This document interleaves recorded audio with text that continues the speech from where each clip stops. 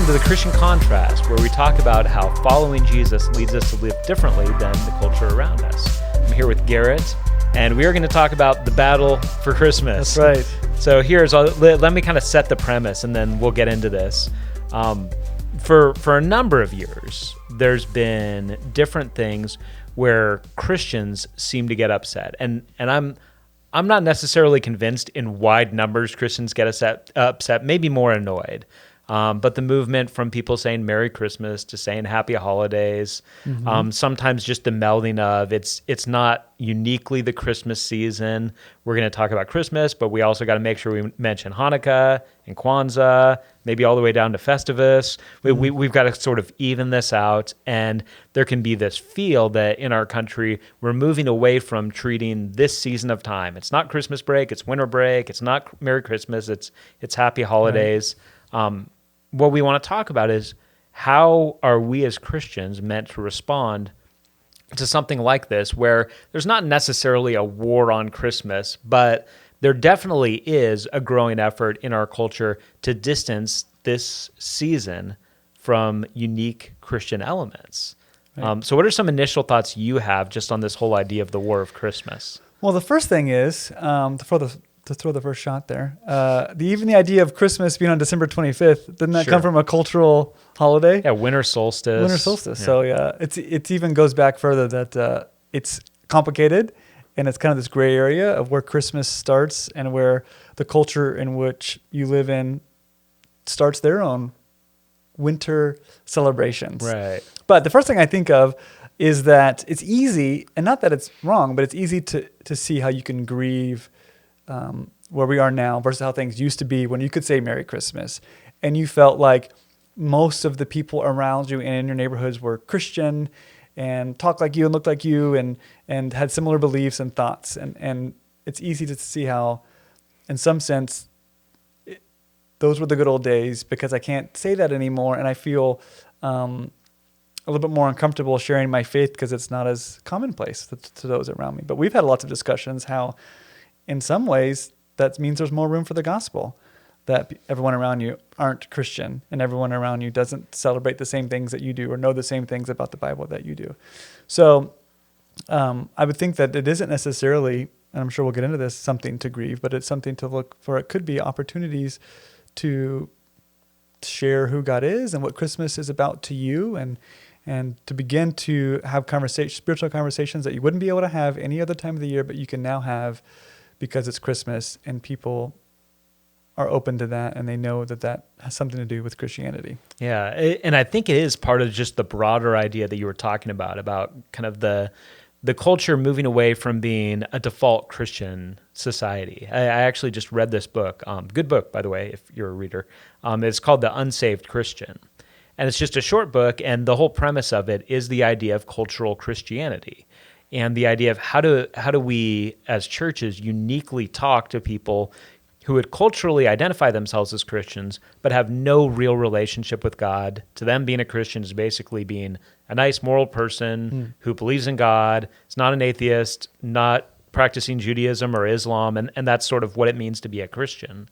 And I think that there's a parallel here, and there's this weird thing at Christmas where there are these strong religious elements that still persist with the Christmas carols that are famous, Silent Night, O Holy Night, Hark the Herald Angels Sing.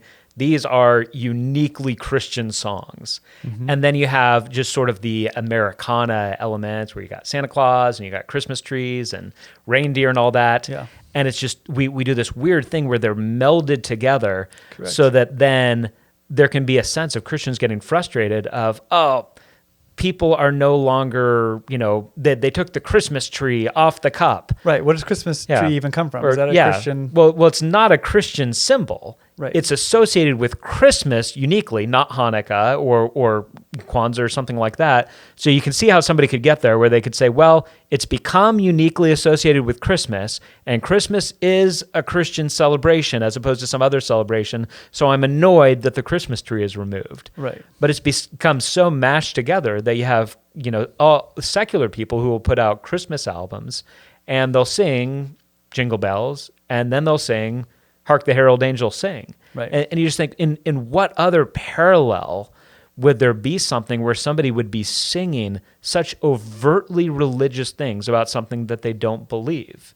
It's like we would not, if it's hard to imagine a country music singer, maybe that's a bad example, but some kind of just singer-songwriter putting out an album of songs and including a song about Buddhism if he wasn't Buddhist. And yet we have people talking uniquely about the newborn king and the word of the Father now in flesh appearing, and they have no Christian belief. So it gets all mashed together. Yeah. And I do think that, for me, there's some value in saying, well, what would it be like if those were separated? What would it be like? And Like it is the rest of the year? Like it is the rest of the year. And I'll just say, for me, I actually like a lot of the Americana Christmas thing. Like, I know not everybody does. I like Christmas trees. I like the Santa stuff. I think it's all fun. I like it all. I like to put together puzzles that are about the nativity scene, and I also like to put together puzzles that are about Santa coming on his sleigh. So I actually enjoy all that stuff. And at the same time, for me, these are very separate things. To think about the idea of I am celebrating the incarnation of the Son of God and that he has come to identify with us and then eventually to save us. And I'm also enjoying a season of time where it's cold and you huddle up and drink hot chocolate and hang out with your family. Those aren't in conflict. Those are both fine, but those should be separated. And I think that if our culture moves more towards a place where those are separated, I do think it's a unique gospel opportunity, because think what it would be like if it was only Christians who ever sang Silent Night, who ever sang these great Christmas carols, whoever put up some of the decorations, the nativity sets and these unique things. If it was only Christians who did that, that would create unique gospel opportunities. So you're saying that it isn't necessarily something to celebrate when a secular artist plays Silent Night, because it kind of blurs the line between what Christianity is and what a great Christmas song is. And it closes the door to conversations about faith because they don't relate it to faith.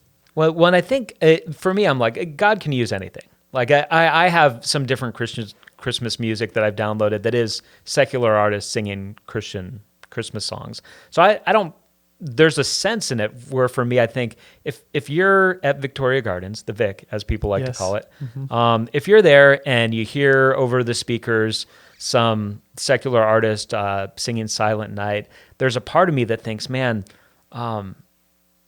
people walking around are still either having the opportunity to be inspired or maybe even haunted by this idea that they know lurking in the background is this profound idea that Christmas is really about the birth of the Son of God. So I guess I feel mixed. I'm like, I want the message of Christmas out there. And at the same time, I do think that it just confuses people, because if you're sitting at your desk playing Christian music, or if you're sitting at your desk at your office at work and you have, a nativity set, people are not going to assume that that's because you love Jesus. They could just assume that's because you like Christmas, and who doesn't like Christmas? Would you say then that it's unavoidable, it's a cultural norm to take religious traditions and pull them into a culture and kind of cement them as like a cultural norm? I would imagine if you were to visit, another, let's say Eastern Europe, and a lot of atheists there, but they would still have like, Christian or Catholic traditions, things in their homes, crosses and things like that. Oh, my grandmother had that. Or we go to this day and celebrate this festival, this feast, and just because we've always done that. Do you think that in America that if it does become more separate, they'll still do those Christmas traditions and just not relate them to Christianity? I think they could. I mean, it was funny. This speaking of kind of the Americana side of Christmas, I showed my kids the old Miracle on 34th Street movie, which I checked before this podcast to make sure I got it right. So it was 1947. In 1947 is this charming, fun movie about Santa Claus and about people losing sight of the real meaning of Christmas. Okay. Now, this is 1947. Cultural Christianity is still very strong in the United States. This movie has nothing to do about the Christian elements of Christmas. Nothing. No mention, nothing. It has to do with Santa Claus, and kind of has to do with giving, and it has to do with kindness, and it has to do with imagination. Even back then, there was this sense that there's a lot that goes into Christmas, even if you remove the religious elements. So this movie, it's funny, people talk about consumerism today. Back in 1947, this is 72 years ago, is this well-received movie about Christmas being too commercialized and being too consumeristic. So there's this weird thing where it's like, we need to get back to the real meaning of Christmas. So away from the commercialism and to family and niceness. Right. And as Christians, we're like, well, even that is not there. Like, even that, so we fight the battle against consumerism, but we also fight the battle in some ways against the warm fuzzies and saying, that's nice. That's actually not what Christmas is all about. And if we as Christians are saying, we love Christmas because we drink hot chocolate, we sit around with family, we sing songs, we hug each other, we give each other presents, we're missing out on the profound nature of what this holiday is. So I think probably in every culture this does happen. I don't know if there's any culture and any holiday that it happens to this extent. This seems pretty extreme. No, I think that even happens on Easter. Yeah. You have non-Christians say, Easter's my favorite holiday. I love having to ham. To a smaller extent, but still a big deal. With my family. Yeah, we're going to hide eggs. Yeah, I mean, I think you're right. I think it feels like that there's just a spectrum and people can get upset. I remember a young adult or teenager realizing Happy Holidays isn't as good as Merry Christmas. Merry Christmas reminds me of Christmas. It's more of a Christian tradition. But everyone wanted to say Merry Christmas. I go to the grocery store and they're like, Merry Christmas. And I'm like, oh, that's right. Instead of Happy Holidays. I'm like, well, I haven't heard anyone say Happy Holidays yet. I see it on corporate marketing, but it's like. I got one from Horizon when I was chatting with them. Or Verizon, sorry, not her. Merry Christmas or Happy Holidays? No, Happy Holidays. Yeah, okay. Yeah. But they probably have to do that. Yeah. But, I feel like but maybe it's that connection with Merry Christmas isn't as Christian anymore. And so they're like, I grew up having Christmas. My grandparents, maybe I don't go to church. I'm not a Christian anymore. But I still like Merry Christmas better than Happy Holidays because one feels more connected to nostalgia, more connected to their own experience growing up. And so in some sense, everyone kind of grieves a distancing from traditional Christmas if it's this kind of family-focused Americana Christmas. I mean, I kind of think it's hard to say that even in my own home, what I've turned Christmas into or what Christians are doing around the world, is that even anywhere near what the tradition of Christmas, how you celebrate it, other than understanding who Christ is, understanding the birth of Christ, going to church services, you're still shopping for gifts, looking for Black Friday deals, making a big hoopla about dinner and stressing yourself out and making so much, inviting people over.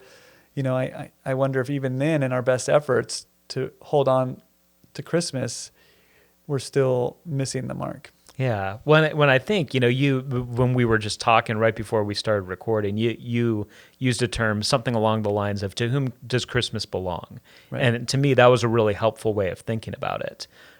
Because when it comes to, if we're just thinking of our place in the United States and saying, all right, and I don't think Christians should try to do this. I don't think, first of all, I think it's a bad look on us if we get bent out of shape about the Happy Holidays thing, which I think most Christians don't. But I think it's just, that is a silly battle to me. Right. Like, who cares if people say Happy Holidays? By the way, I've never met anybody offended if I said Merry Christmas to them. I don't think most people are that way. Yeah. But I think when we think of this whole idea of, all right, the getting a Christmas tree and putting presents under it, that belongs to the United States of America and every other country that celebrates Christmas. That doesn't belong uniquely to us as Christians. And I also think sometimes when we think of this and we say, all right, we've got to really keep Christ at the center of Christmas, I think sometimes as families or even as individuals, we feel like we've got to come up with a very individualized way to do that. And I think some of that is good. Having an Advent calendar, doing readings as a family, that's very positive. Telling the Christmas story, reminding each other of things, that's all very positive. But if I was going to answer the question, to whom does Christmas belong? I would say Christmas belongs to the church. And by the church, I mean the people of God, the gathered together people of God. And I think it's a strange thing when sometimes you'll hear people saying, all right, well, we want to go to a Christmas Eve service, but we've got to figure out a way to fit it into our Christmas celebration. So we've got family, and we do this gravitational pull where, well, family is really what I should be doing at Christmas time, and so I'll try to fit in church in the midst of that. And I think really that's that is kind of backwards. Your Christmas celebration, if you're a believer in Jesus, connects you more with your church family than with your biological family. It's more connected to the fact that you're part of the family of God than whatever family you grew up in. And so I think, you have kids, I have kids. We think about this a lot with our kids. And so just to put in a plug for this, I'd say I think doing stuff at home is really good and really positive. But I think having our families experience Christmas in the context of the local church is a huge way of discipleship for our kids. If we have our kids, and I know kids aren't always in the Sunday morning church services, but if our kids are experiencing that Christmas brings a unique time in our church family, we light candles, we read the Christmas story, we do things differently, we tell these stories that are at the center of all of this, then even in the midst of the culture and the decorations changing all around us, they can have the experience of there's something unique. There's a unique thing that happens in the context of the church. Christmas belongs to the church. And so when I'm around my brothers and sisters, when I'm celebrating Christmas celebrations with my church family, during Advent, on Christmas Eve, for some groups on Christmas Day, I'm recognizing that there's a unique thing that the church is bringing to this. And that's part of my unique Christmas experience. So that makes me think that in many ways, being connected to the Americana Christmas makes it more difficult to really embrace and see Christmas for what it is. If I'm connecting Christmas to Santa Claus, Christmas trees and presents, and that's kind of, even as a Christian, that's my identity of Christmas. I still go to church service, and those are the things that I'm upset about or might be annoyed about that are getting removed from Christmas, then I'm focusing on the wrong thing. And then even within my own family, obviously my kids are young, they love getting presents. That's what they're excited about. Right. Santa Claus and getting presents. And we'll go to Christmas Eve service. We even, in our family, we sing happy birthday to Jesus. We'll make it about Jesus. We'll read the Christmas story. But it's so much more about, in our family, it appears, and the time given is so much more about Santa Claus and the presents that in some ways, I don't know if I should be grieving that becomes less important culturally, because I shouldn't be holding on to that as dearly as maybe I do or some other families do. Maybe I should be looking more towards, what the meaning of Christmas is biblically than what it is historically or my family's traditions. Yeah, and I think it is tough because, and I know some families do take very countercultural approaches to Christmas in order to try to make sure those things aren't strangling out the real message of Christmas. And I think different families have to make different choices in that. Some families will say we're only going to give each other presents that we make for each other to really downplay the cost. Some parents, we're not anti-Santa Claus in our home, but our kids all know that there's no Santa Claus. I'm sorry to little kids listening to this podcast. Parents, hide your children listening to this podcast episode. Too late. But there's actually, it's like, all right, when in doubt, quote C.S. Lewis. So in the first Chronicle of Narnia book, in The Lion, the Witch, and the Wardrobe, Santa Claus shows up. That's right. Father Christmas shows up. But one of the cool things that C.S. Lewis does in the story is Father Christmas is subservient. He's showing up and he's talking about Aslan, who's the Christ figure. And in the Chronicles of Narnia, there are different mythological creatures that show up at different times, but they are underneath the true God. Right. And so I think for me, I feel less pressure just, as a dad and just as a guy to say, we've got to make sure we get rid of these other elements. I feel like that's not the approach I want to take. I want to take a much more, we're going to talk positively about the Christian elements of Christmas and these other things that are involved. I mean, I just said I showed my kids Miracle on 34th Street. Yeah. And sometime next week we'll watch It's a Wonderful Life. Yeah.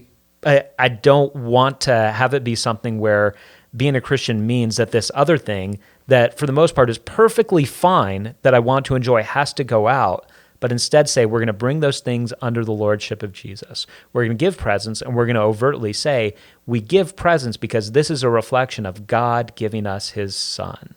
Right. And we're going to celebrate this great time that we can spend together as a family, and we're going to celebrate all the festivities of Christmas because I love Christmas lights and all that kind of stuff. And we're going to use it as a unique opportunity to talk about how creative the people are who did it and how great it is to celebrate, and ultimately what's the greatest thing that we get to celebrate. So for me, my preference is to try to do that, to try to bring it. We have Jesus as Lord over all, and these other fun elements, we're going to try to bring them in subjection. Right. With the little kids, it feels to me like a fool's errand to try to have them not be most excited about presents. Sure. I'm like, I don't know. How could they not be super excited about presents unless we just decide we're not going to give them any presents? Right. And I don't see that as a threat to Jesus, because God willing, we are celebrating Jesus throughout the entire year. Yeah. And if they're a little bit distracted of it in December, I guess I'm less concerned. Yeah. I mean, I think that, as parents and as Christians, I think sometimes we need to be more active than we are just about that distinction, just to like this as a heart check to make sure that we're, I guess, making the most of the opportunity to connect with the story of God and the story of God in our life. It's kind of funny that, Christmas trees and Santa Claus, it's synonymous with Christmas, and then Christmas is a Christian holiday that outsiders looking in or people who don't go to church just assume that it's all about Santa Claus in some sense. We watched the new Disney special, Noel, the Christmas special. It's about Santa Claus, and Santa Claus's daughter is a girl, and I'm not thinking Christianity at all, the whole thing. It's a movie about Santa Claus, sleighs, elves, and then 2/3 of the way through the movie, so Santa comes down the chimney and there's a joke and the family's like, oh, we're Jewish. Like, oh, all right, no presents. You don't celebrate, And my daughter, she's just turned 7. She's like, what does that mean? I go, well, they don't celebrate Christmas. I'm like, but the whole time I'm not connecting this with a Christian holiday. Yeah. Nothing about the movie is Christian. Nothing about, in modern culture, the story of Santa Claus. There's nothing about that is Christian. And it seems so funny that up until that moment, I had kind of forgot that this idea of Santa Claus is surrounding my Christian holiday. It's just another movie about Santa Claus. And I think that if we're not actively, like you said, not disengaging and telling people, our kids, our family, that that's bad, but if we're not actively telling the story amidst the Christmas cultural story of Santa Claus, the story of the birth of Christ, it's so easy to get lost because it's not marketable as much as Santa Claus is, and there's not movies every year that come out about the birth of Christ. Instead, there's 17 movies that come out about Santa Claus or elves or something like that we as Christians and our families it's easier to get lost. Yeah, well, it is. And as obviously a couple guys here who work at a church, it's easy for us to recognize and sometimes even joke about the masses of people who show up just for Easter and for Christmas time. But I think maybe there's a parallel for that in our personal lives, and for those of us who are parents, to think about this and make sure that we are not looking at Christmas and saying, this is the time to make sure they love Jesus. Mm-hmm. It is not uniquely that time. Right. It needs to be around the year. And even this is like my parting shot. One last thing I want to throw in. This happens with all of us, but especially if you have kids, there can be the Christmas afterwards letdown. Even if you get a lot of stuff you want. You get all this stuff, but you're no longer looking forward to Christmas. And I think with all of us, and especially with kids, this is a unique, teachable moment, an opportunity to say, this is what it's like when you put your hope in something other than Jesus. These presents, if you have your hope in eternity, these presents are great presents that you can celebrate. If you had your full hope in the idea that what you got and what you experienced and that family time was going to fill your soul and the warm fuzzies were never going to go away, you're going to be depressed afterwards. So I think even that is a unique, maybe that feels like I'm the Grinch saying that, but there's a unique opportunity for us with our kids, with our churches, to be able to use that as a discipleship moment and say, this is just another reminder to make sure we're putting our hope in Jesus and in eternal things and not in the temporal. No, I think that's important. I think that I've even been involved in my family that there's so much emphasis put on Christmas and the family obligation and the traditions that there is kind of this needs to go really well. It needs to go perfect so that everyone enjoys it. And then a little bit of grief after it's gone that not only maybe or maybe not did it fulfill your expectations of family time or quality time, but that was the one time of year that you Right. could have all of these experiences. And even if it is connected to a Christian tradition, that was the one time that you had to focus on the birth of Christ. But that's not really the case. And you even No. look at the Advent calendar, you know, if you look at the liturgical calendar throughout the year of kind of Christian tradition, this is just one of multiple That's right. focuses that we have throughout the year, not the one. And there's going to be another one in the, you know, Easter, and then in the summer there's other ones. And it's just like a cycle of focusing on specific things Yeah. and focusing on something else, not the one major Christian holiday. Yeah. Well, there's obviously much more to this, but it is, hopefully it's helpful to be able to talk about this. And, you know, there are families that do creative things. I encourage anybody listening to this, find creative ways to make Christmas uniquely about Jesus and your family. I also give a high encouragement. I know this sounds obvious coming from a pastor. Involve your families in the life of the church so that they experience that also. And hopefully this Christmas will be a great time that people enjoy families, enjoy the gifts, and thank God for the good times. But at the center of it, we are remembering that for us as Christians, the reason we celebrate this is because we've received the ultimate gift from God in God's Son, Jesus. So feel free, if you're watching this on the Facebook group, feel free to leave a question, leave a comment, leave a suggestion if you feel like there's something that would be really helpful to other people in this whole arena. Remember to tune in to other podcast episodes that we have. We always invite interaction, and we always look forward to getting to engage about that. So thanks so much for taking the time to listen, and we'll see you next time.